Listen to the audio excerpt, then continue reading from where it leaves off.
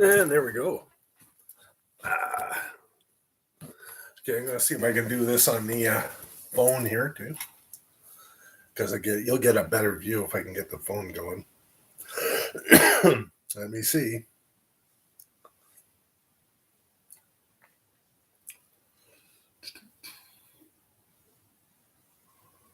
Okay, hang on there, guys. Rob is about to try and get technical. Look out. Okay.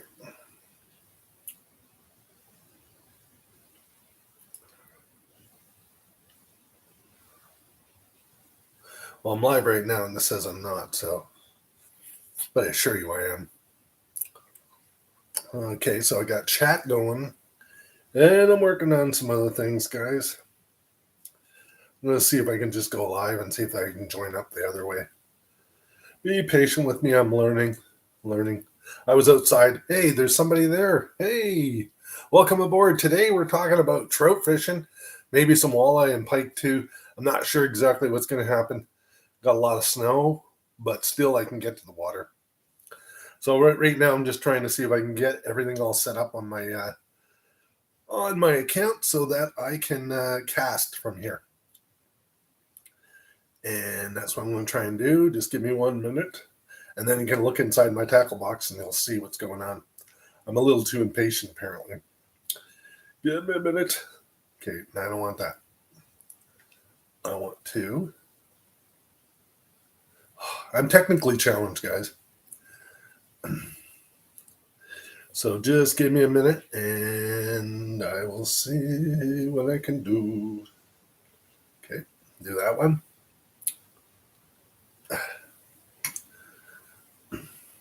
All right, this is not working. All right, one more time. Let me give it a try. Okay, and I will get this. I've got this. 1 minute. Alrighty, so we're going to go to my channel. Okay, we're going to go to live. And I'm on now. Okay. Okay, I can't go this way, so something has happened, and I'm going to be fine. Just give me a second. We'll try it one more time.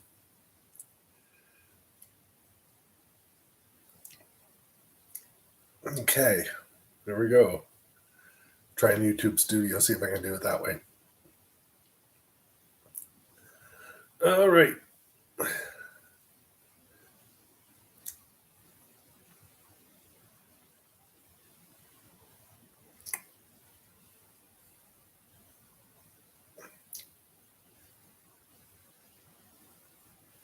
All right, so we're going to do this another day. I've got some more study to do. Let's talk about fishing. So I wanted to go outside with you guys because it actually is a nice sunny day. And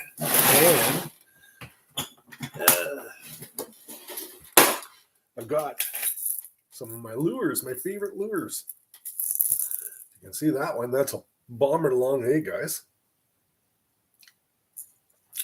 And you might see too that I put muffler tape on and repurposed this one.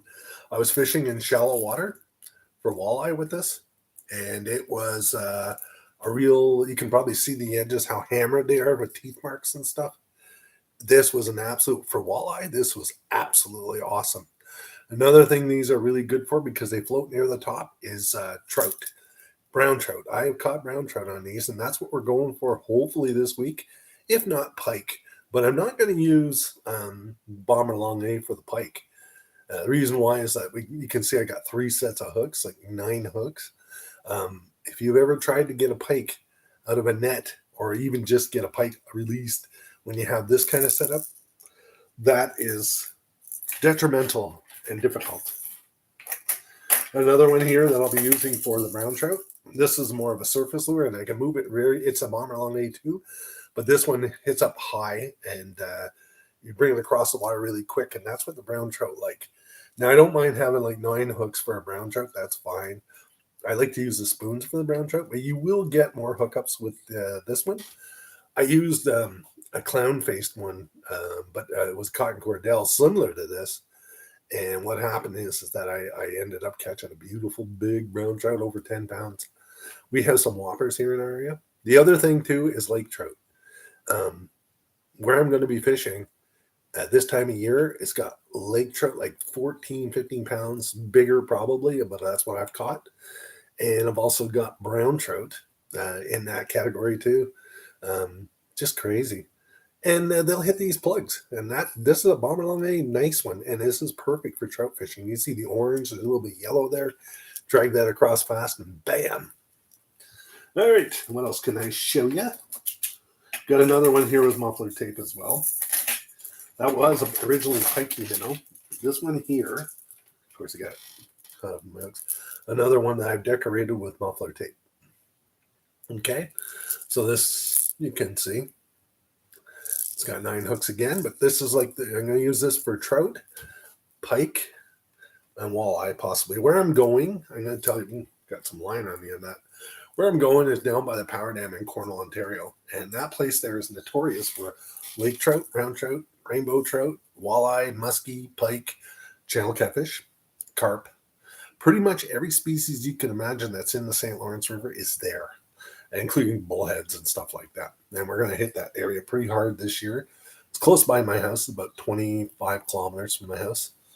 So that's where we're going with that. Now for the walleyes and for the lake trout, you need to get down a little bit deeper. And this is a walleye diver from circa, I think about 2000 or even before, 19 something.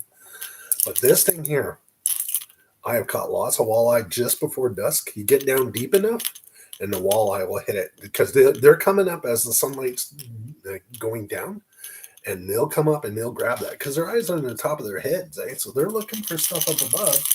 But this gets down deep enough where they're still actively starting to feed, and they see that. So I can get that down about 5 or 6 feet. That's all I need to get it down, and it will go.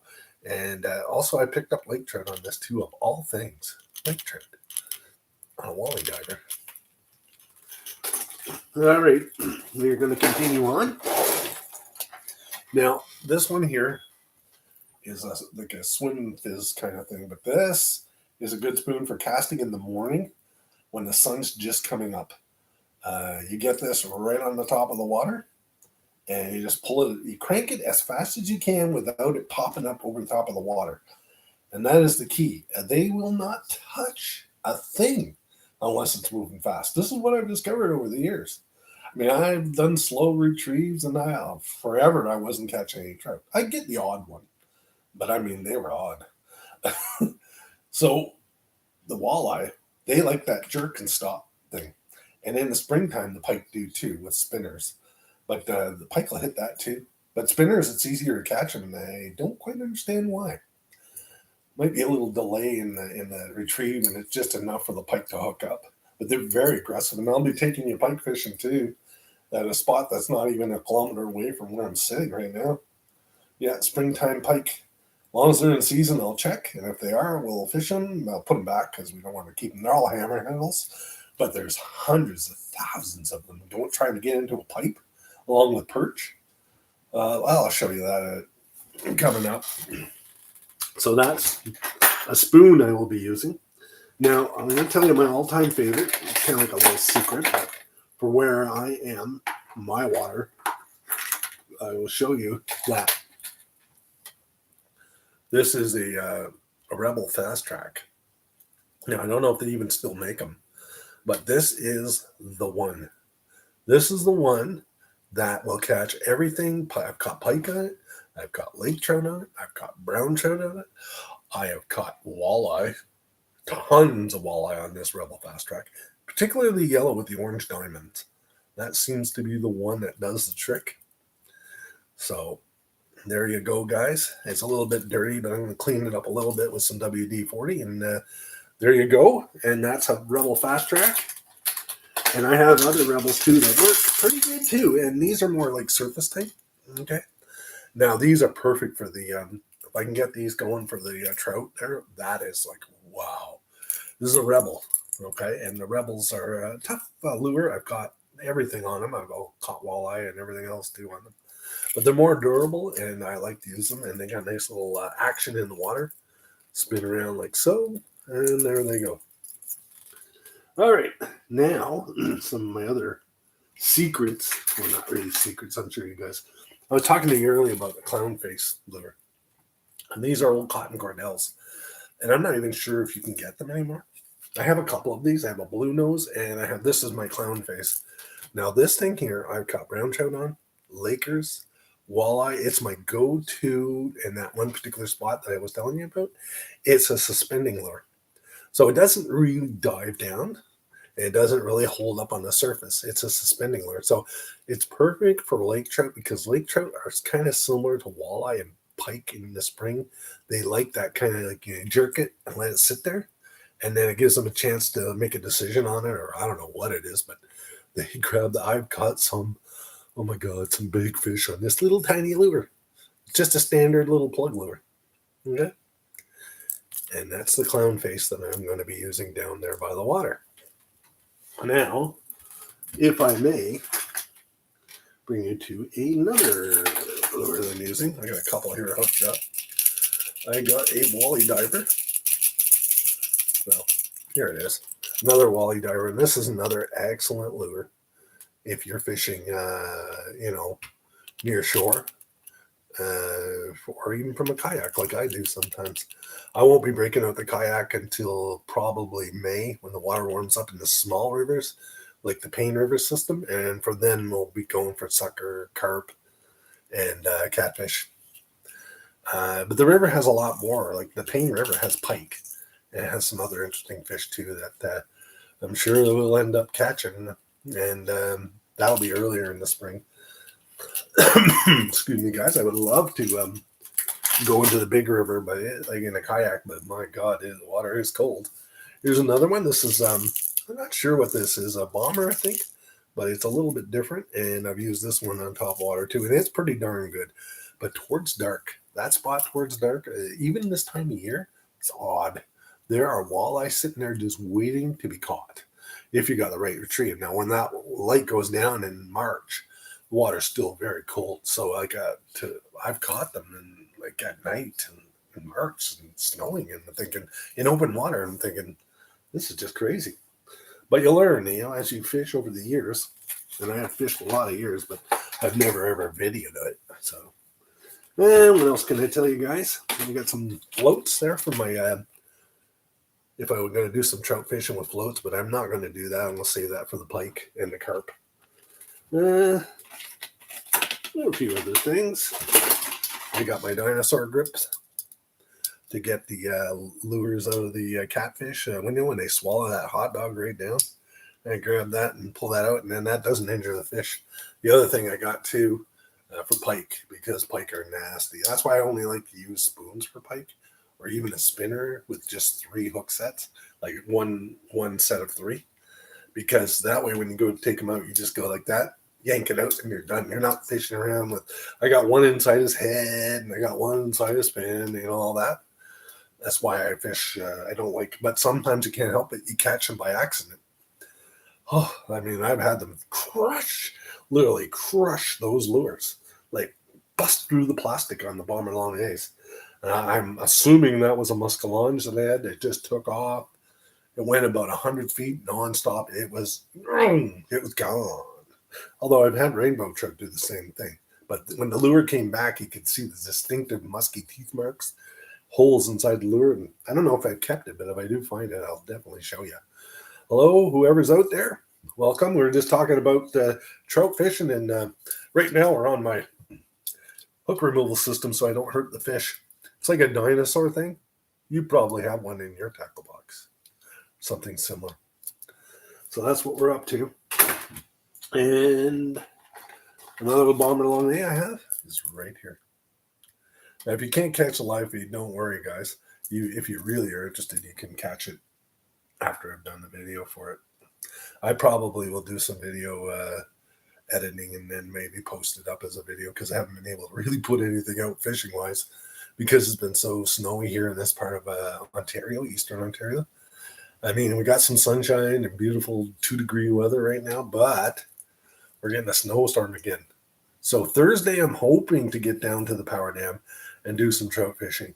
But if I can't, I've got an alternate gig at Mooresburg, Ontario, off the docks, trout and pike fishing as well.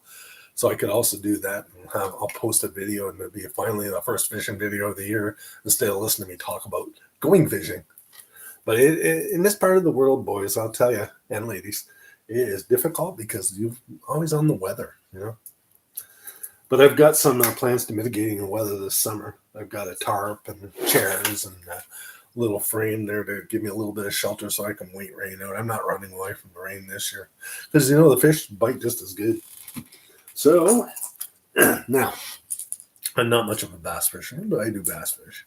Not intentionally, more or less out of boredom. This is a little tiny lure that is absolutely a smallmouth bass killer. This thing here, smallmouth bass, just love it. You bring that over a nice gravel bottom there, and they will just follow that right along. Middle of July, when the water's nice and warm there, they tend to go around. What they'll do is they circle noises. Now, I know you guys say, oh, you got to be quiet when you're fishing. Well, my wife has disproven that because my wife and I used to go swimming in the river, and we still do. And we had this scuba goggles. Sorry. English is my second language. Not really. So what happens there is she was looking at them, and she was seeing there's a bass. But I'd throw the lure, and the bass would hit almost instantly. But when there was no bass around, my wife would say there's no bass around, but I keep on casting this plug, and the bass would come. So I think they keen up on sound. And the more noise you make, the more they come. Strange. And pike are the same way, guys. I know people say, oh, you got to be quiet for pike fishing. No, you don't. I had the boat motor running full blast or loud and fishing away, and they were just banging like I was just doing a test to see if it would make any difference. No. In fact, if it did anything, it made it more aggressive. So I'm going to be, but I imagine shore fishing might be a little different. I don't know. I have lots of experience in shore fishing as well. So we'll go from there. So anyway, that's a little, I don't know what this is, but it's a little plug, and it's for bass, smallmouth bass, and I'll be using that this year too. And what else can I tell you? And pretty much little bits and bobs for the year, you know. You can tell I'm pretty excited about getting out. I got a chain, which probably never use because I don't keep most of my fish. I let them go. Be occasionally that I would ever want to keep a fish like it was good eating fish, and or if it was injured to the point where I thought it wasn't going to survive after leaving it go. That's where I would go with it. So other things, I got other kinds of bobbers, guys. I'm going to do some dead bait for pike this year, but also for trout. You can do this for trout as well. I don't know if they'll hit a hot dog, but I think I might want to give that a shot sometime, maybe this spring. Did dangle a hot dog and put it out where they would come up to the surface and see what happens and let it float to where it needs to go. Because there's a good current there. It's not like super fast, but it's enough to hold channel catfish, trout. It's a really unique kind of water just west on the west side of Cornwall, southwest of Cornwall. It's still in Cornwall, actually, and it's just a beautiful spot. There's in this spot is the hydroelectric dam, but they also have a site where people can go and, look at the power dam, its construction. There's little videos on it and little unique facts about the villages that were flooded where I fish. Yeah, interesting. So nobody's really available today. I can see that. I think I picked a shitty time for a live feed, and I didn't give you enough heads up. So that being said, we're going to probably close up early, but I got some more things to show you. I like the steel blue one here. I've caught a lot of fish on this as well, and it's also very good for pike and others. But like I say, I don't like using 9 hooks for pike because it is a mess. Get that and then get that in net, and you're spending so much time untangling it. And here in Ontario, you can't have 2 fishing rods with you. Otherwise, you could get nailed with a fine. You're only allowed to use 1 fishing rod. So like you could say, oh, well, then just cast the other one out and worry about this one later. I can't do that. Otherwise, I'll end up with a big fine. I don't want that. maybe even jail. I don't know. I doubt it though. This is Canada. They put you in jail in the States for everything, but here in Canada, you really gotta be badass. If I had like 25 trout over my limit or something like that, they might cuff me across the head or something. But other than that, size of hooks I'm using this year. When I'm doing I use these great big long shank hooks with a slight. You can see the slight. No, maybe you can't.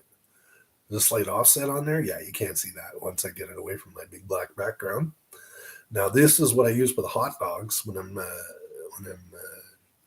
catfishing, like channel cats. I don't find like so far I haven't had much success with hot dogs and bullheads, but I'm gonna try this spring because I believe that it might work. Just have to see. I'm still live. I don't know if there's anybody out there. It's lunchtime in England. I know that. Or not lunchtime, it's supper time in England. So I was hoping some of the carp fellas were on, but we could talk carp as well. And I found another whole bunch of little tiny hooks there. But some of these hooks are very important. And when you're trout fishing or even carp fishing, sometimes you need to have a small hook. I've caught big carp, like 40 pounds, on little tiny hooks.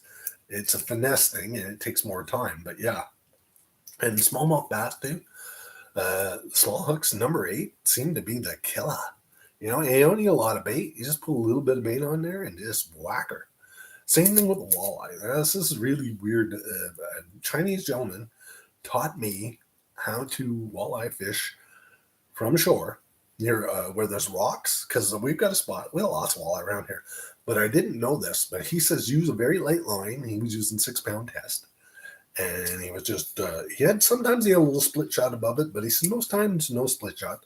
And he said just tiny little light hook and just put a tiny piece of worm or whatever on there, and just throw it and let it sink. And he said you're not going to feel the bite. You're going to see it on your line. And when you see your line going doing this, pull straight up. And my gosh, I got so many little, like not small walleye, but you know the good eating size? Just like that. Now I kept 4 was what I did because I don't want to hurt the future population of walleye in that area. So I was practicing a little bit of conservation. And of course, I didn't go back day after day to get 4 more. You don't do that because if you do that, you'll find your fishing hole is invaded. It'll change into another species because you'll deplete the walleye and then another species will move in that has similar likes and you'll be fishing for trash fish after that, which is okay. There's nothing wrong with trash fish for fun, you know, but to eat, walleye is probably one of the best in the freshwater. And as we carry along, I got a unique, this was made by my uncle, the late great Frank Wesley McDonald. He was hand carved some lures, and he also hand carved this plug. And I've got another one that he hand carved and painted. Very, very much a craftsman, my uncle was, and he would use these baits because he said they're far superior. A wooden floater is so exciting to watch when the bullheads are biting there, and then watch them going down. It's like, you know, my wife screams when she sees the bobber going down. She loves to catfish, my wife does. So we had some really good spots, but I find if you go in late May, early June, oh my God, the bullheads are right in that warm water and they love it. Find those little bays and stuff like that, and those little creeks there. Oh, carp too. There's lots of different fish in there, not just catfish, but they like that. Bass too. Oh my God, but bass are in the season in June, so you don't target the bass. Well, that's a for sure. And that's about all I got to talk to you about. So at this point, if anybody joins, we're just going to have to watch the video at the end. So I'm excited. I plan on getting out this week. I'm hoping to get down to the power dam. But if I don't, I'm going to try and make it down to Mooresburg, up to Mooresburg, which is just west of us here, and fish off the dock because the water's open there pretty much all year round. But getting to it is still tricky because of the snow. But the snow is abating a bit, and the water's open. And I know that the pike are coming close to shore this time of year, as well as the trout and stuff. And I know Mooresburg, it has trout. I'm not worried. A lot of people don't know that, but if you got cold, clear water, the trout could be anywhere. But this time of year, they tend to come up to the surface, and they like little places where they can get some food. So if there's a collection of like debris or something where the minnows might be feeding on, and of course the big fish will follow the little fish, and there you go. But a lot of talk from me right now. I have no action to back it up. So I'm going to tell you, I'm going to try and give you the action to back up my speak, and then maybe I'll have more credibility with my channel. But like I say, right now I'm not seeing anybody, so I might do another live feed later on in the afternoon or in the evening tonight, where more people are available. For the one person that joined in for a brief period of time, thank you. I'm going to say goodbye now, and I'm going to edit this video and post it, and then people can look at it whenever they have time. I know it's Sunday afternoon, and a lot of folks here in this area are out for a beautiful sunny day. They're out doing stuff. They're not hanging out, and I don't blame them. And I know I will be going out there in a little bit. And who knows? But next time you see me, you're probably going to see me in a video doing some fishing. For real. I mean it. Anyway, thank you for joining me if you did. And if you didn't, I'll post it later and we can go from there. Take care, everybody, and good luck fishing.